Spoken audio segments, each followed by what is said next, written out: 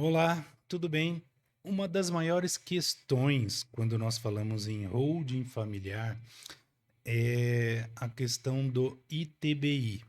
Ainda gera muita controvérsia, ainda gera muita dúvida e ainda gera muita discussão. Tanto que este tema foi parar no STF, virou um tema de repercussão geral, um tema de número 1348, e é sobre ele que nós vamos falar hoje, sobre os impactos deste tema na constituição da holding, tá? A imunidade do ITBI na constituição da holding familiar. Fica aí, depois da vinheta a gente já conversa.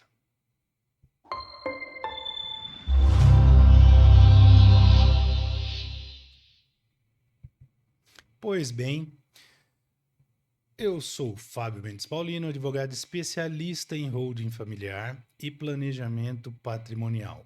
Tenho 21 anos de carreira jurídica, advogando para empresas, pessoas físicas, nas mais diversas áreas do direito, tá?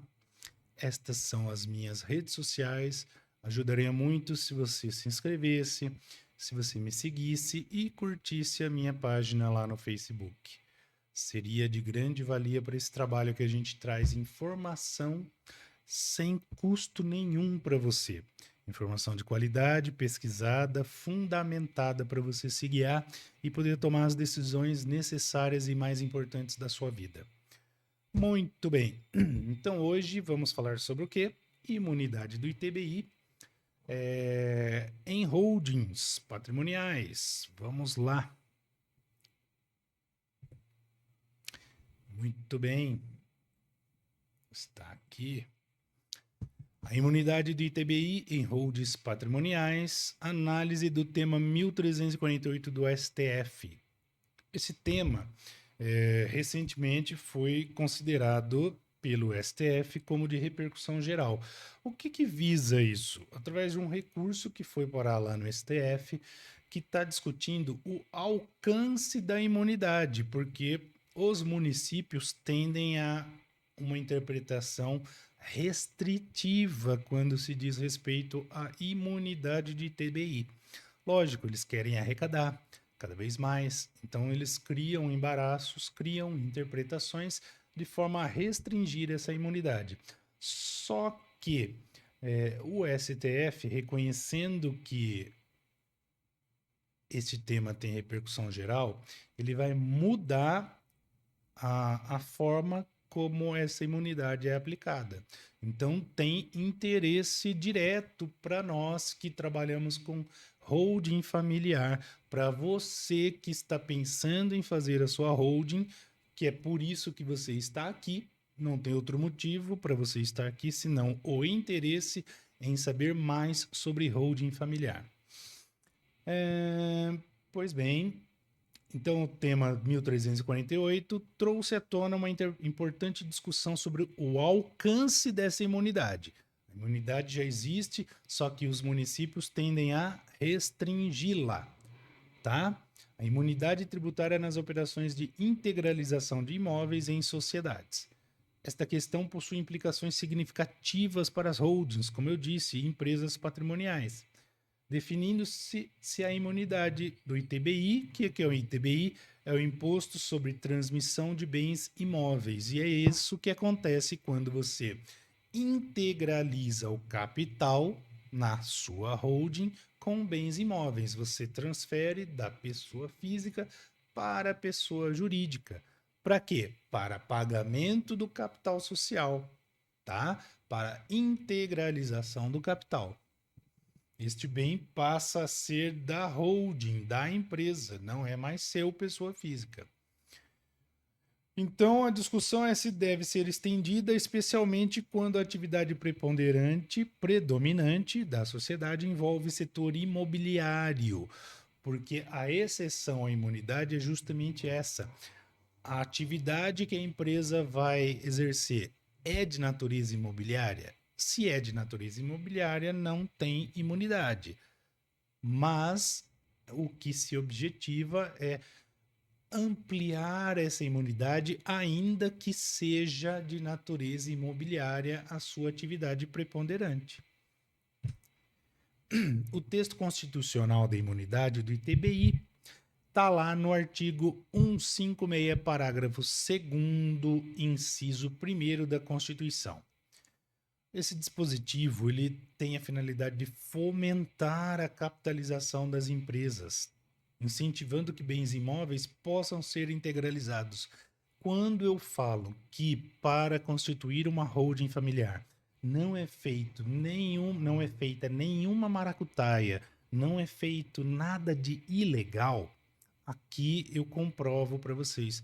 Na Constituição Federal já há esse incentivo que você integralize o seu patrimônio, seus imóveis, em uma pessoa jurídica, que saia do seu CPF e vá para a pessoa jurídica, tá? É a Constituição dizendo, pode fazer, desde que não seja para atividade imobiliária. Nós vamos ver isso com mais detalhes daqui a pouco.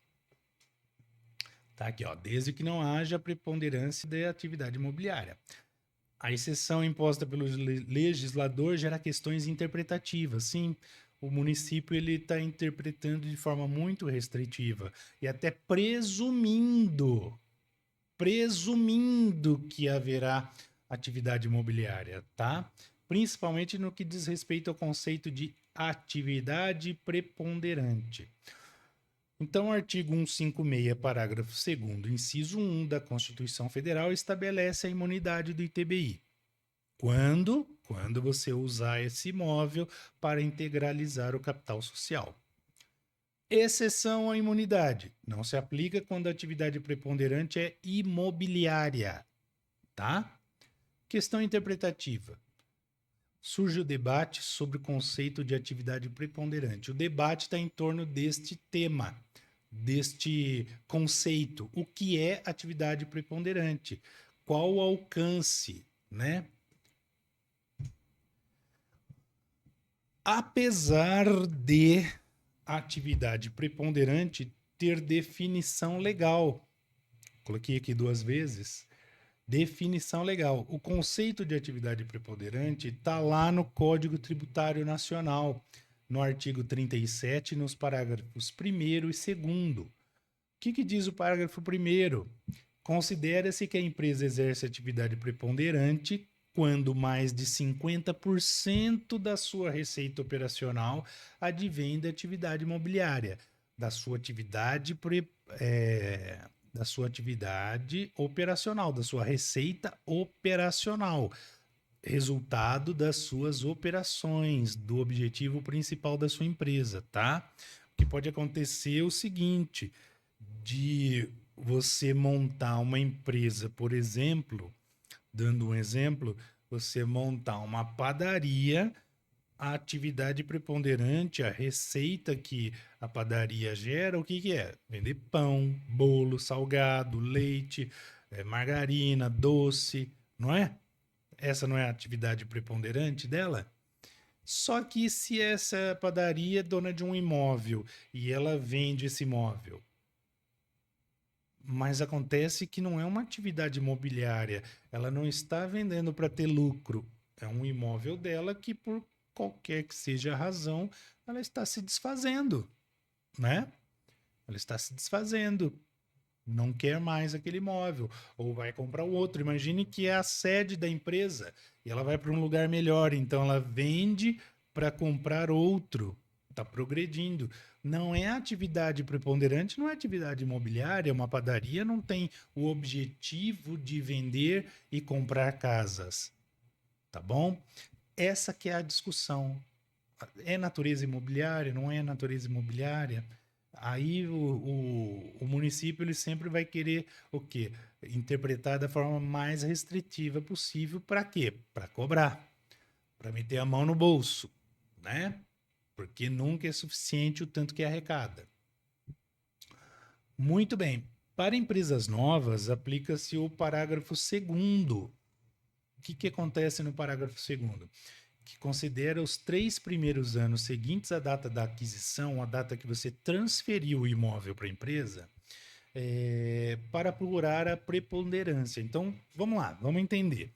Você constitui a empresa em novembro de 2024. Integraliza os imóveis no capital social da empresa. Aí o fisco, o município vai avaliar 2025, 2026, 2027. De onde surgiu sua receita? Mais de 50% vem da atividade imobiliária? Então, ó, aquela imunidade que eu te dei lá atrás, tô revogando. Então agora você vai pagar aquilo que você não pagou lá atrás, tá bom? É isso que acontece. Então, constituiu a empresa, pelo menos nos 3 anos seguintes, nada de atividade imobiliária. Critério geral: mais de 50% da receita de atividades imobiliárias nos 2 anos anteriores e posteriores da aquisição. Isso é o quê? Para a empresa que já existe há um bom tempo, há pelo menos mais de 2 anos. Por quê? Porque o município ele vai olhar os 2 anos seguintes. Daqui sua receita, deixa eu ver. Mais de 50% veio de atividade imobiliária? Ok. Imune, vou te dar imunidade agora. Só que, ó, nos próximos 2 anos eu também vou ficar de olho. É isso que ele está dizendo. Nos próximos 2 anos, você que não marque bobeira, hein?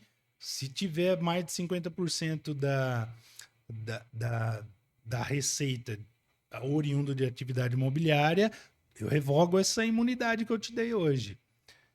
Para empresas novas, não tem como você verificar o passado, correto? Então, 3 anos para frente.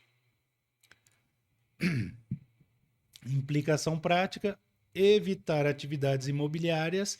No nosso caso, nós estamos o quê? Com foco em holding familiar, tá? Então não é uma empresa que já existe, é uma empresa que vai ser criada agora para organizar o seu patrimônio hoje. Então, cria a empresa e evita qualquer atividade imobiliária, locação, compra, venda, nos primeiros 3 anos, porque daí você mantém a imunidade. Ah, mas aí você me pergunta, então, pô, se surgiu um imprevisto, eu não posso vender um imóvel? Sei lá, uma cirurgia, um acidente, uma empresa passou por problemas, uma pandemia, né? Que quebrou muita gente, aí eu não posso me desfazer do meu imóvel? Pode, tem jeito para tudo. Tem um jeito legal de você fazer a venda sem perder a imunidade. Por isso que a assessoria adequada é necessária, né? Porque não adianta constituir, te entregar. O problema é o depois. O problema é quando surge um imprevisto. Como é que você vai equacionar uma situação ali que surgiu 1 ano, 2, 3 anos depois que constituiu a holding? Então, a escolha do profissional tem que passar por esse critério, tá bom? Análise jurisprudencial sobre o tema. Eu trago aqui 2 julgados, um de São Paulo, outro de Mato Grosso do Sul. Mais ou menos a mesma coisa, tá?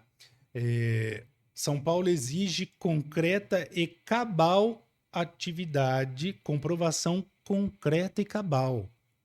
Comprovação, tá? Não é presunção, como alguns municípios estabelecem. Ah, nós vamos ver logo adiante. Então, exige comprovação concreta e cabal da atividade preponderante imobiliária. Tem que comprovar. Tribunal do Mato Grosso do Sul.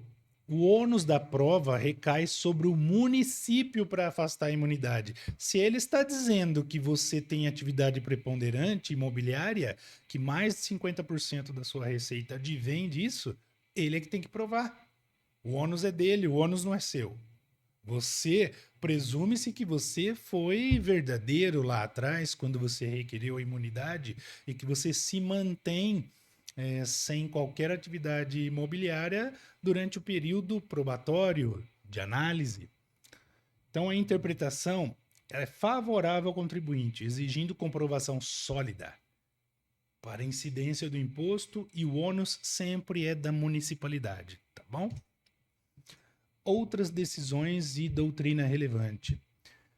Nas decisões, sempre prega pelo equilíbrio na interpretação, tá? O STJ já deixou isso claro e ele defende que a análise da finalidade dos bens que são integrados tem que prevalecer, tem que ser analisada. Qual é a finalidade? É só para pagar o capital social? É a integralização do capital? Ótimo, maravilha. Não incide ITBI. Doutrina também é favorável. Especialistas defendem interpretação não restritiva da imunidade. Voltando, os municípios tendem a impor uma interpretação restritiva. Para quê? Para aumentar o leque de possibilidades para impor o pagamento desse imposto, do ITBI. Está olhando só o interesse dele, não está olhando e nem respeitando a legislação que diz respeito ao seu direito de pagar o seu capital social com o bem que é da sua propriedade. Proteção ao contribuinte, ênfase na finalidade incentivadora da imunidade, tá? É a finalidade que vai dizer se você tem imunidade ou não, se a sua empresa vai ter imunidade ou não. Finalidade da transmissão do bem imóvel para a pessoa jurídica. Vamos ilustrar aqui com um exemplo prático. Imagine a situação que a sua holding está sendo montada, né? E cria a holding, integraliza os imóveis, integraliza o capital social através dos imóveis. E o município vem com a alegação de presunção de atividade imobiliária preponderante, tá? Ele nega a imunidade porque ele diz, olha, já que você está transferindo bens imóveis para uma empresa, eu presumo que você exercerá atividade preponderantemente imobiliária. Eu presumo. Ele não pode fazer isso. Os julgados, o precedente do STJ, eu vou até voltar aqui, ó. O STJ reafirmou que a integralização de imóveis ao capital social não caracteriza por si só uma atividade imobiliária. Então não é porque eu mandei o meu imóvel, os meus imóveis para uma empresa para aumentar e integralizar o capital social que eu vou exercer atividade imobiliária, que a empresa vai exercer. Não pode presumir, tem que provar cabalmente, não pode haver dúvida, tá? Qual é a defesa da família? Qual é a defesa sua como profissional, se você é um profissional que está assistindo, ou se você é um interessado e vai orientar esse profissional? Argumentação baseada na finalidade da gestão patrimonial. Olha, eu estou constituindo uma holding cuja finalidade é só para gerir o patrimônio, organizar e preservar, tá? Nada além disso. Não haverá nenhuma atividade. Não há nenhuma atividade. Essa é a base da defesa. Lógico que mais bem redigida, elaborada, de modo a demonstrar que não desvirtuou da finalidade. Quais são os impactos no planejamento societário? Lógico que vai ter impacto, qualquer que seja a decisão do STF, seja restringindo, seja ampliando, vai ter impacto no planejamento patrimonial. Só que a grande vantagem desse sistema de holding familiar é a sua flexibilidade. Ele é adaptável, adaptável à sua situação de hoje, adaptável a qualquer imprevisto do amanhã. Tá bom? Vamos imaginar aqui, ó, o cenário. Ampliação da imunidade. O impacto? Economia tributária. Muito mais economia. Hoje já economiza? Muito mais economia. Estratégia. Maior incentivo às holdings. Cria-se mais holdings. Vamos criar holdings. Restrição da imunidade. Necessidade de adaptação. Busca por alternativas e sempre há.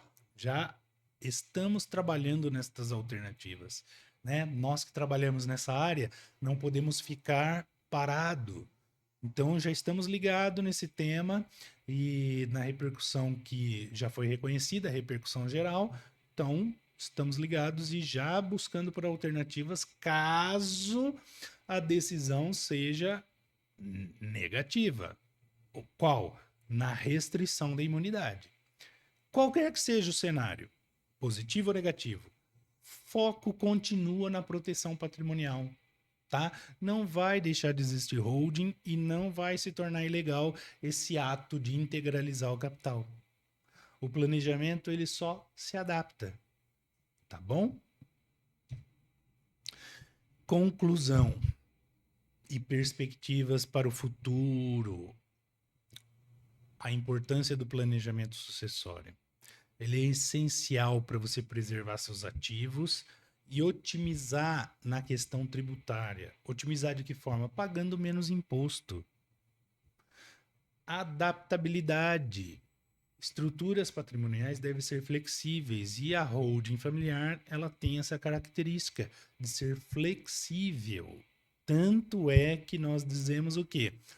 A holding que eu criei para o João, não posso criar para o José. Não posso dar um Ctrl+V, Ctrl+C. Por quê? Família de João é uma, necessidade de João é uma, realidade de João é uma. De José, tudo diferente. Por isso que é importante você passar pela sessão de viabilidade. A sessão onde vai ser feito o diagnóstico da sua situação. Ali começa a nascer a sua holding. Então, para o planejamento dar certo, não pode ser queimada nem ignorada qualquer das etapas. Basicamente, são 3 etapas para a constituição de uma holding. A primeira é o diagnóstico. Não tem como o profissional pensar numa holding, num modelo, ou como a gente faz, que a gente apresenta pelo menos 3 modelos para a escolha do cliente, sem conhecer o cliente, sem conhecer as necessidades dele, as vontades, os anseios, qual é o objetivo, como é a realidade dele, a família, regime de bens, filhos, netos, sogro, sogra, genro, nora, tem que conhecer tudo. Então é importantíssimo. A sessão de viabilidade dura mais ou menos 2 horas. Você vai perder 2 horas na constituição da sua holding, sendo que ela vai ter um benefício por anos, por gerações, por décadas, quem sabe séculos? Não, eu sempre digo, os seus bisnetos vão te agradecer a decisão que você vai tomar hoje. Sim, os seus bisnetos, trinetos, tataranetos, eles vão te agradecer. Você vai ter um busto na sua família, tá? O patriarca que tomou a decisão certa, que deixou o patrimônio forte para gerações. Acompanhamento jurídico, né? Você não pode deixar de ter um acompanhamento jurídico. Aquela situação que eu disse lá atrás, aconteceu um imprevisto, preciso vender um imóvel, e agora como é que eu faço? Vamos fazer da forma correta. Vamos fazer porque você ainda está sob análise da imunidade do ITBI. Então vamos fazer da forma... Tem alternativas, não tem uma, tem várias alternativas. Pelo menos 4 alternativas para você vender o imóvel. Ah, mas eu preciso locar agora, preciso gerar uma renda. Tem alternativa também, sem que seja caracterizado atividade imobiliária na empresa onde você integralizou o capital. Tem como.